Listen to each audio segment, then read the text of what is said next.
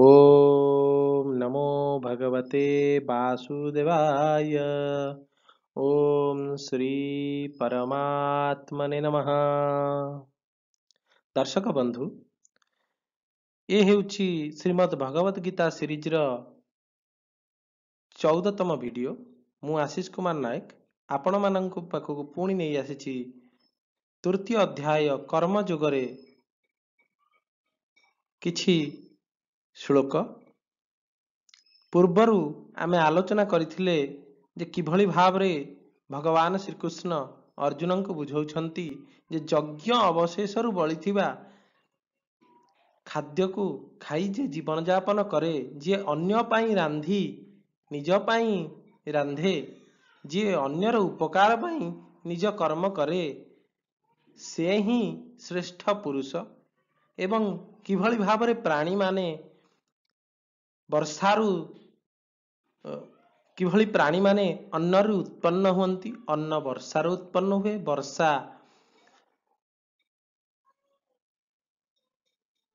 यज्ञरु उत्पन्न हुए एवं यज्ञ कर्मरु उत्पन्न हुए एवं कर्म वेदरु उत्पन्न हुए। एवं भगवान श्रीकृष्ण यह मध्य कहिथिले, हे अर्जुन तुमे कर्म करि चाल, तुमे कर्म करिबा द्वारा तुमे श्रेष्ठ बोली बोलाइब एवं तुमे जने वीर बोली बोलाइब। तुमे जदि कर्म न करिब, तुमे जदि युद्ध क्षेत्ररु पलायन करिब, ताहले तुमे निश्चित भावरे गोटे खराब उदाहरण पालटिब समाज आगरे। तुमे क्षत्रिय होई जदि तुमे युद्ध त्याग करिब, तुमे जदि क्षत्रिय होई युद्ध क्षेत्र कुरुक्षेत्ररु पलायन करिब, ताहले तुम द्वारा अन्य माने मध्य तुमर आचरण को अनुसरण करिवे एवं जहा द्वारा युद्ध क्षेत्ररु पलायन करिवे, जहा गोटे क्षत्रियर धर्म नुहे। मो तीन लोकर देवता, मु तीन लोकर स्वामी हेइथिले मध्य मु मध्य निजर कर्तव्य पालन करुछि, मु निजर कर्म करुछि सृष्टिर परिचालना पाई। मु जदि कर्म न करिबी ताहले सृष्टि विनाशशील होइजिव, समस्ते मते अनुकरण करिवे एवं केही कर्म करिवे नाही, जहा द्वारा सृष्टिर विनाश होइजिव। तेबे आसंतु आज जानिबा आउ किछि श्लोक। ता माध्यम रे श्रीकृष्ण पुणी अर्जुन को भगवान कौन उदाहरण दौछंती बा ज्ञान दौछंती, जहा द्वारा अर्जुन विषाद ग्रस्त मुक्ति पाइबे एवं युद्ध क्षेत्र रे युद्ध करिवा पाई आगभर हेबे।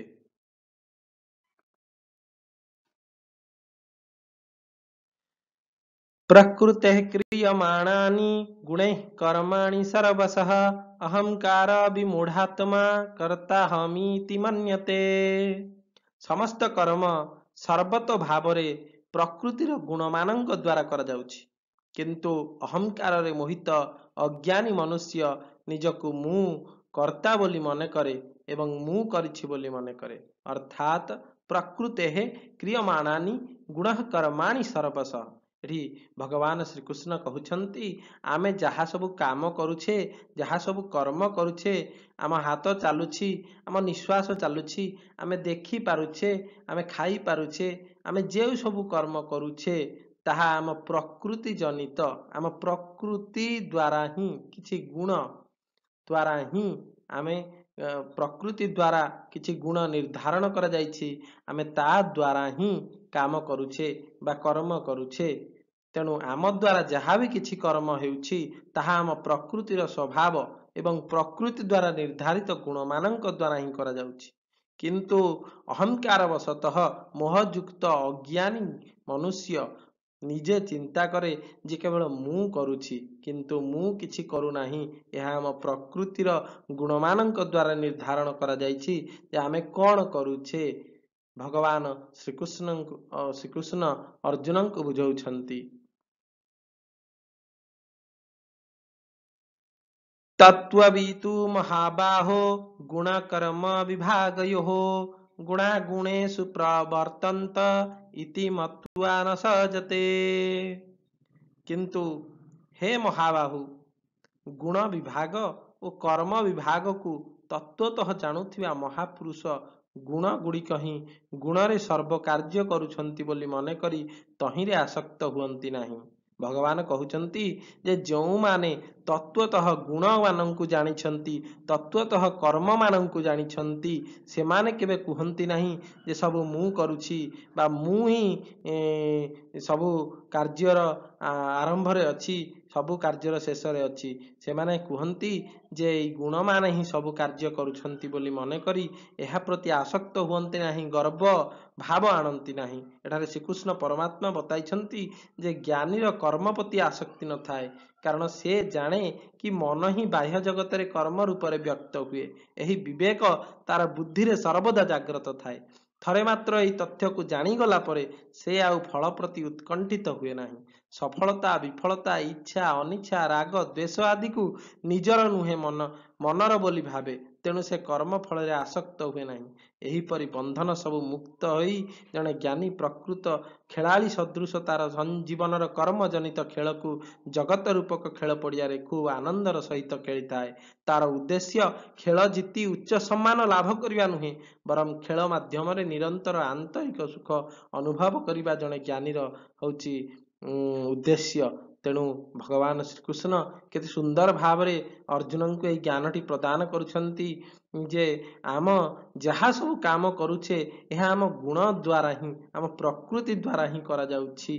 ତେଣୁ ଯାହା ଦ୍ୱାରା ଆସକ୍ତ ହେବାର ମୁଁ ଯୁଦ୍ଧ କରିବି ନାହିଁ, ମୁଁ ଯୁଦ୍ଧ କରୁନାହିଁ, କ୍ଷତ୍ରିୟ ମୁଁ ହେଉଛି ଜଣେ କ୍ଷତ୍ରିୟ, ମୋର ପ୍ରକୃତି ମୁଁ ଯୁଦ୍ଧ କରିବା, ମୋ ଗୁଣ ମୋତେ ଯୁଦ୍ଧ କରିବା ପାଇଁ ବାଧ୍ୟ କରୁଛି, ମୁଁ କିଛି କରୁନାହିଁ ବୋଲି ଅର୍ଜୁନଙ୍କୁ ଶ୍ରୀକୃଷ୍ଣ କହୁଛନ୍ତି ଯେ ତୁମେ ଯୁଦ୍ଧ କରୁନାହଁ, ତୁମର ପ୍ରକୃତି, ତୁମେ ଜଣେ ଧନୁର୍ଧାରୀ, ତେଣୁ ତୁମର ଯୁଦ୍ଧ କରିବା ଧର୍ମ, ତେଣୁ ତୁମେ ଯୁଦ୍ଧ କରିବ। ତୁମେ ଜଣେ କ୍ଷତ୍ରିୟ କୂଳରେ ଜନ୍ମ ହୋଇଛ, ତେଣୁ ତୁମେ ଯୁଦ୍ଧ କରିବ। ତେଣୁ ଅର୍ଜୁନଙ୍କୁ ଶ୍ରୀକୃଷ୍ଣ କେତେ ସୁନ୍ଦର ଭାବରେ ଭଗବାନ ଭକ୍ତକୁ ଏଠି ବୁଝଉଛନ୍ତି। ତେବେ ଚାଲନ୍ତୁ ଆଗକୁ ଦେଖିବା ଆଉ କଣ ବୁଝଉଛନ୍ତି ଭଗବାନ। ପ୍ରକୃତେ ଗୁଣ ସମ୍ମୂଢଃ ସଜନ୍ତେ ଗୁଣ କର୍ମସୁ ତାନ୍ କୃଷ୍ଣ ବିଦୁ ମନ୍ଦାନ କୃଷ୍ଣ ଭିନ୍ନ ବିଚାଳୟେତ୍।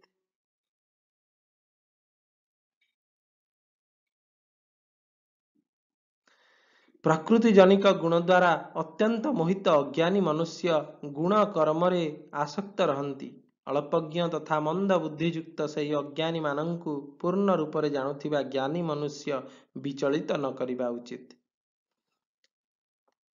ତେଣୁ ଏଠି ଭଗବାନ କହିଲେ ଯଦିଓ ଅନେକ ଲୋକ ସାମାନ୍ୟତଃ ଜାଣନ୍ତି ଯେ ମନରେ ସ୍ଥିତ ବାସନା ଗୁଡ଼ିକ ହିଁ ଜଗତର କର୍ମ ରୂପକ ଧାରଣ କରି ବ୍ୟକ୍ତ କରିଥାନ୍ତି, କିନ୍ତୁ କେବଳ ଜ୍ଞାନୀ ବ୍ୟକ୍ତି ହିଁ ଏହି ତତ୍ତ୍ୱକୁ ଜାଣେ ଯେ ପ୍ରତ୍ୟେକ କର୍ମ କରି ସେଥିରୁ ଶାନ୍ତି ଏବଂ ଅନାସକ୍ତ ରହେ। ମନ୍ଦବୁଦ୍ଧି, ଅଜ୍ଞାନୀ ଏବଂ ଆସକ୍ତ ବ୍ୟକ୍ତିକୁ କର୍ମରେ ବିଚଳିତ ନ କରି ଜ୍ଞାନୀ ବ୍ୟକ୍ତି ଧୀରେ ଧୀରେ ଠିକ୍ ମାର୍ଗକୁ ଆଣିବାକୁ ଚେଷ୍ଟା କରିବା ଉଚିତ। ଏହିପରି ଜ୍ଞାନୀ ବ୍ୟକ୍ତି ଦ୍ୱାରା ସୁନିର୍ଦ୍ଦିଷ୍ଟ ପ୍ରବାହ ସଂସ୍କୃତିର ଉଦ୍ୟାନକୁ ଜଳସେଚିତ କରି ବ୍ୟକ୍ତିଗତ ସାମାଜିକ ଉନ୍ନତିର ସ୍ୱପ୍ନକୁ ସାକାର କରିପାରେ। ଏଠି ଭଗବାନଙ୍କର କହିବା କଥା ଯେ ଅଜ୍ଞାନୀ ମଣିଷଟିଏ ସିଏ ତାର ପ୍ରକୃତି ଜନିତ ଗୁଣ ଦ୍ୱାରା ଅତ୍ୟନ୍ତ ମୋହିତ ହୋଇ ଗୁଣ କର୍ମରେ ଆସକ୍ତ ରହେ, କିନ୍ତୁ ଅଳ୍ପଜ୍ଞ ଗୁଣ କର୍ମରେ ଆସକ୍ତ ରହେ, କିନ୍ତୁ ଅଳ୍ପଜ୍ଞ ତଥା ମନ୍ଦ ବୁଦ୍ଧିଯୁକ୍ତ ସେହି ଅଜ୍ଞାନୀମାନଙ୍କୁ ପୂର୍ଣ୍ଣ ରୂପରେ ଜାଣିଥିବା ଜ୍ଞାନୀ ମଣିଷ ବିଚଳିତ ନ କରିବା ଉଚିତ ଏବଂ ତାଙ୍କୁ ଠିକ୍ ଭାବରେ ଆଣିବା ପାଇଁ ଜ୍ଞାନୀ ମଣିଷ ସେହି ଦିଗରେ ପଦକ୍ଷେପ ନେବା ଉଚିତ।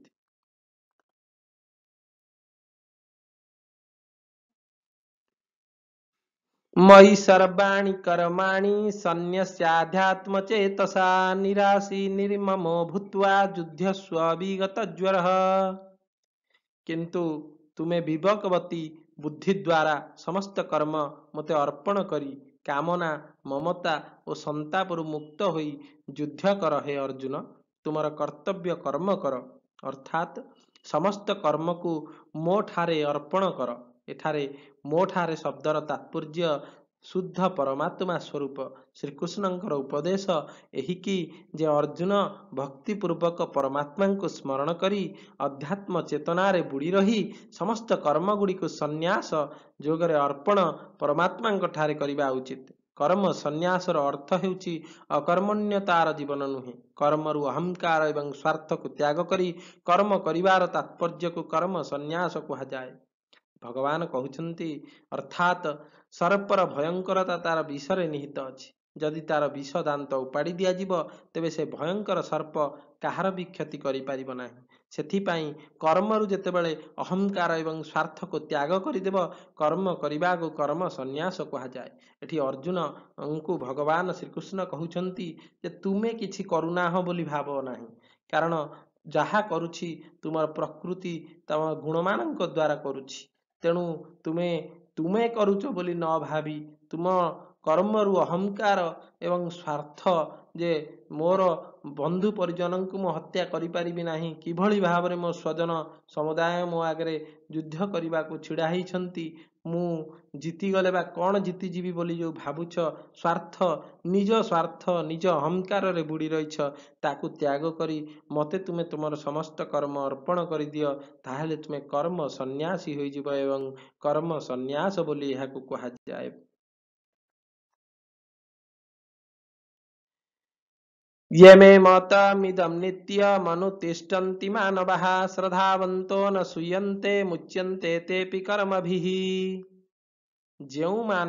ଯେଉଁ ମନୁଷ୍ୟମାନେ ଦୋଷ ଦୃଷ୍ଟି ରହିତ ହୋଇ ଶ୍ରଦ୍ଧାପୂର୍ବକ ସର୍ବଦା ମୋର ମତକୁ ଅନୁସରଣ କରନ୍ତି ସେମାନେ ମଧ୍ୟ ସମସ୍ତ କର୍ମ ବନ୍ଧନରୁ ମୁକ୍ତ ହୋଇଯାଆନ୍ତି।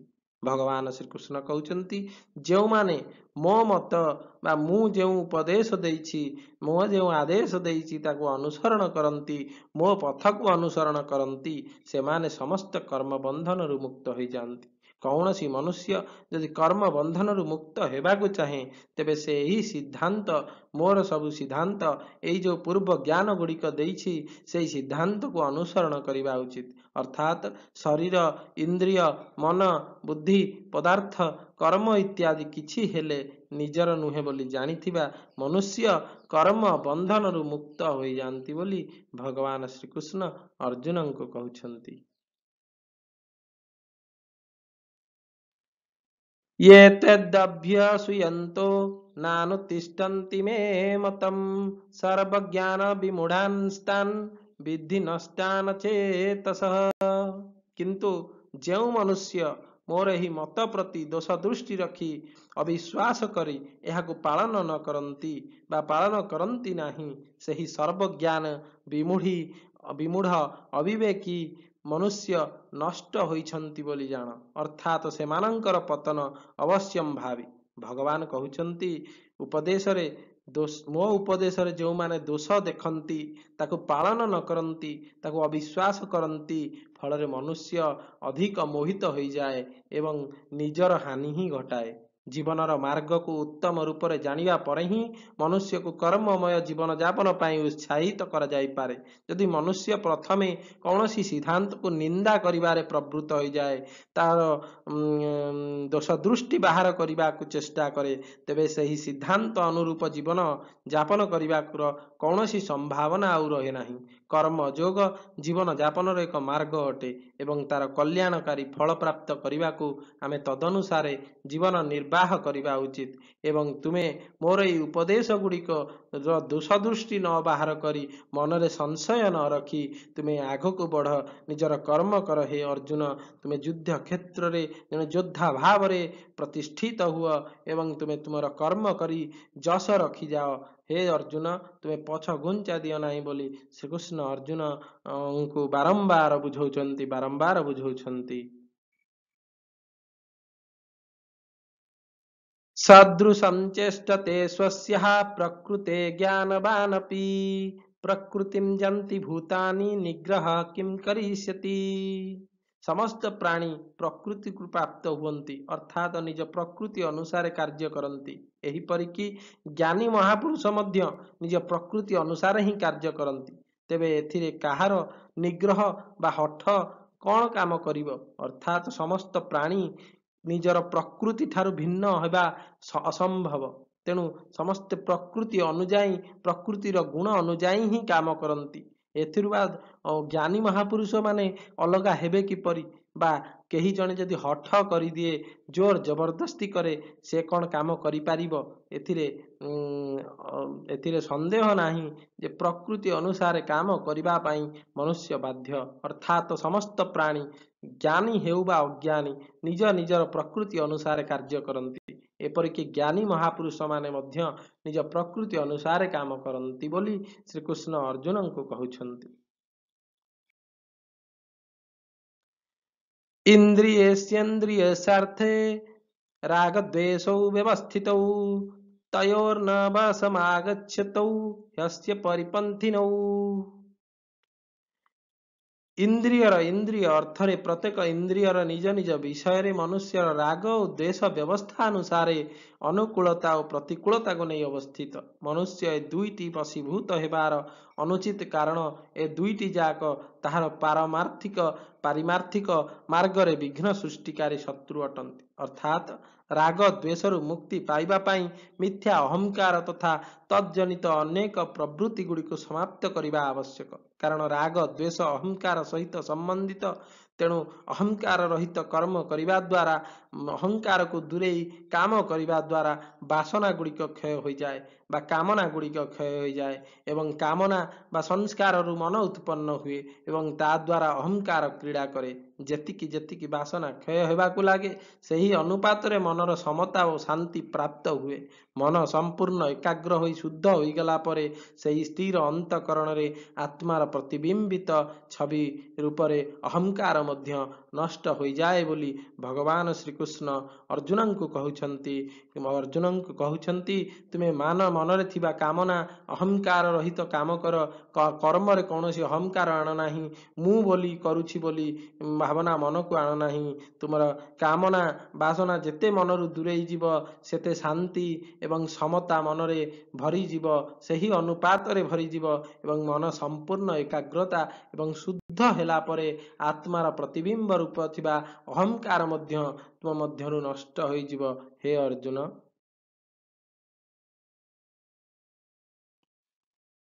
ଶ୍ରେୟାନ୍ ସ୍ୱଧର୍ମ ବିଗୁଣଃ ପରଧର୍ମାସ୍ୱନୁଷ୍ଠିତାତ୍ ସ୍ୱଧର୍ମେ ନିଧନଂ ଶ୍ରେୟଃ ପରଧର୍ମୋ ଭୟାବହଃ। ଉତ୍ତମ ରୂପରେ ଆଚରିତ ପରଧର୍ମ ଅପେକ୍ଷା ସ୍ୱଳ୍ପ ଗୁଣଯୁକ୍ତ ସ୍ୱଧର୍ମ ଶ୍ରେଷ୍ଠ ବୋଲି ଭଗବାନ ଶ୍ରୀକୃଷ୍ଣ ଅର୍ଜୁନଙ୍କୁ କହୁଛନ୍ତି। ସ୍ୱଧର୍ମରେ ନିଧନଂ ବରଂ କଲ୍ୟାଣକାରକ କିନ୍ତୁ ପରଧର୍ମ ଭୟାବହ। ଭଗବାନ ଶ୍ରୀକୃଷ୍ଣ କହୁଛନ୍ତି, ଅର୍ଜୁନଙ୍କ ସ୍ୱଭାବକୁ ଦେଖୁଛନ୍ତି। ଭଗବାନ ତାଙ୍କୁ ଯୁଦ୍ଧ କରିବାକୁ ସ୍ପଷ୍ଟ ଉପଦେଶ ଦେଉଛନ୍ତି। ଜନ୍ମଗତ ରାଜକୁମାର ଅର୍ଜୁନ ତାଙ୍କର ବିଦ୍ୟାର୍ଥୀ ଜୀବନରେ ହିଁ ସାହସ ଓ ଶୂରବୀରତା ପ୍ରଦର୍ଶନ କରିଥିଲେ। ଧନୁର୍ବିଦ୍ୟାରେ ସେ ନିପୁଣ ମଧ୍ୟ ପ୍ରାପ୍ତ କରିଥିଲେ। ତେଣୁ ଯୁଦ୍ଧ ଭଳି ଘୋର କର୍ମ ତାଙ୍କର ସ୍ୱଭାବର ଅନୁକୂଳ ଥିଲା, ତାଙ୍କ ପ୍ରକୃତିର ଅନୁକୂଳ ଥିଲା, ତାଙ୍କ ଗୁଣର ଅନୁକୂଳ ଥିଲା। ପ୍ରଥମ ଅଧ୍ୟାୟରେ ସ୍ପଷ୍ଟ ଦେଖାଯାଏ କି ସନ୍ନ୍ୟାସ ଓ ତ୍ୟାଗ ଅର୍ଥାତ୍ ବ୍ରାହ୍ମଣର ଜୀବନ ତାଙ୍କ ଜୀବନଠାରୁ କ୍ଷତ୍ରିୟ ଶ୍ରେଷ୍ଠତର। ତେଣୁ ଯୁଦ୍ଧ ଭୂମିରୁ ପଳାୟନ କରି ପର୍ବତ ଗୁମ୍ଫାରେ ବା ଜଙ୍ଗଲରେ ବସି ଧ୍ୟାନାଭ୍ୟାସ କରିବାକୁ ସେ ଇଚ୍ଛା ପ୍ରକଟ କରିଥିଲେ। ଶ୍ରୀକୃଷ୍ଣ ତାଙ୍କୁ ସ୍ମରଣ କରିଦେଉଛନ୍ତି ଯେ ସ୍ୱଧର୍ମ ପାଳନରେ ଯଦି କିଛି ନ୍ୟୁନତା ରହେ ତେବେ ମଧ୍ୟ ତାକୁ ପାଳନ କରିବା ଦ୍ୱାରା ଆତ୍ମକଲ୍ୟାଣ ହୋଇପାରେ। କିନ୍ତୁ ଅନ୍ୟ ବ୍ୟକ୍ତିର ବାସନା ଅନୁସାରେ ବ୍ୟକ୍ତି ଯଦିବା ଶ୍ରେଷ୍ଠ କର୍ମ ଓ ଦିବ୍ୟ ଜୀବନଯାପନ କରେ ତେବେ ତାହା ତାର ଆତ୍ମବିଶ୍ୱାସ ଦୃଢ଼ କରିବା ପରିବର୍ତ୍ତେ ବିନାଶକାରୀ ସିଦ୍ଧ ହୁଏ। ଅର୍ଜୁନଙ୍କୁ ଭଗବାନ ଶ୍ରୀକୃଷ୍ଣ ସ୍ପଷ୍ଟ ଭାବରେ କହୁଛନ୍ତି ଯେ ତୁମେ ସ୍ୱଧର୍ମ ପାଳନ କରିବା ବରଂ କଲ୍ୟାଣକାରକ କିନ୍ତୁ ପରଧର୍ମ ପାଳନ କରିବା ଭୟାବହ। ଯଦି କ୍ଷତ୍ରିୟଟିଏ ଯାଇ ବ୍ରାହ୍ମଣର ଆଚରଣ ଭଳି ପୂଜା କରେ ବା କୌଣସି ଋଷି ମୁନି ଭାବରେ ଯାଇ ତପସ୍ୟା କରେ ତେବେ ତା ମନରେ କେବେ ବି ଶାନ୍ତି ଆସିବ ନାହିଁ। କିନ୍ତୁ ନିଜ ଧର୍ମ ଯଦି ପାଳନ କରେ, ଅର୍ଜୁନ ଜଣେ ଧନୁର୍ବିଦ୍ୟାରେ ନିପୁଣତା ପ୍ରାପ୍ତ କରିଥିଲେ। ତେଣୁ ଘୋର ଯୁଦ୍ଧ ଯେତେବେଳେ ଧର୍ମ ସଙ୍କଟ ପଡ଼ିଛି ସେ ସମୟରେ ତାଙ୍କର କର୍ମ ହେଉଛି ଯୁଦ୍ଧ କରିବା, ତାଙ୍କର ସ୍ୱଭାବ ଅନୁକୂଳତା। କିନ୍ତୁ ସେ ଯଦି ପଳାୟନପନ୍ଥୀ ହେବେ, ସେ ଯଦି ଯୁଦ୍ଧ କ୍ଷେତ୍ରକୁ ପରିତ୍ୟାଗ କରି ଯାଇକି ଅନ୍ୟ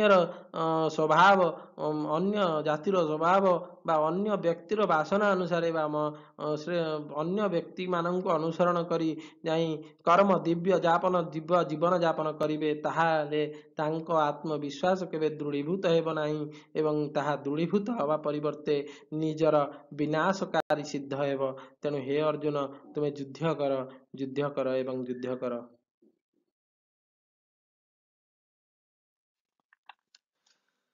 अथः अर्जुन उवाच अथ केन प्रयुक्तोऽयं पापं चरति पुरुषः अनिच्छन्नापि वार्ष्णेय बलादीव नियोजितः। अर्जुन कहिले हे वार्ष्णेय। एते कथा शुणी सारिबा परे अर्जुन पुणी कहउछन्ति हे वार्ष्णेय अनिच्छा सत्वे बलपूर्वक नियोजित कला परी काहा द्वारा प्रेरित होई मनुष्य पापाचरण करे कि? धर्मशास्त्र गुड़िकर परंपरा अनुसारे एठारे अर्जुन एक निश्चित प्रश्न पचारिछन्ति। एही प्रश्नरु जणा जाए कि अर्जुन तांकर प्रारंभिक उन्माद परिस्थिति अनेक मात्रा ऊर्ध्व को उठी जाइछन्ति, ऊपर को उठी जाइछन्ति। से वर्तमान आत्मनिरीक्षण करी तांको मनरे थिबा केतक गुण अथवा शक्ति कार्य करुथिबार अनुभव करुछन्ति। जेउ गुण गुड़िक तांकर उच्च मानर सेही गुण गुड़िकु दबाई रखु से गुड़िकर अभिव्यक्ति रे बाधा सृष्टि करुछन्ति। तेणु अर्जुन श्रीकृष्ण को प्रश्न पचारुछन्ति हे कहार अनिच्छा सत्वे बलपूर्वक नियोजित कला परि जोर जबरदस्त काहा द्वारा प्रेरित होई मनुष्य कण पापाचरण करे? हे कृष्ण मते टिके भलरे बुझाई दियंतु। तेणु श्रीकृष्ण कौन कहउछन्ति, कौन उपदेश देउछन्ति आमे आउ गोटे वीडियो सीरीज रे देखिबा। तेणु आज पाई एइठी रखिबा। नमस्कार दर्शक बंधु, जदि वीडियोटी आपनको भल लागिला तेबे गोटे लाइक शेयर और सब्सक्राइब करिवे एवं निजर मतामत कमेंट बॉक्स रे निश्चय देवे एवं जदि वीडियोटी भल लागिला तेबे जय जगन्नाथ जय श्री कृष्ण निश्चिंत कमेंट रे लिखिवे। धन्यवाद, नमस्कार।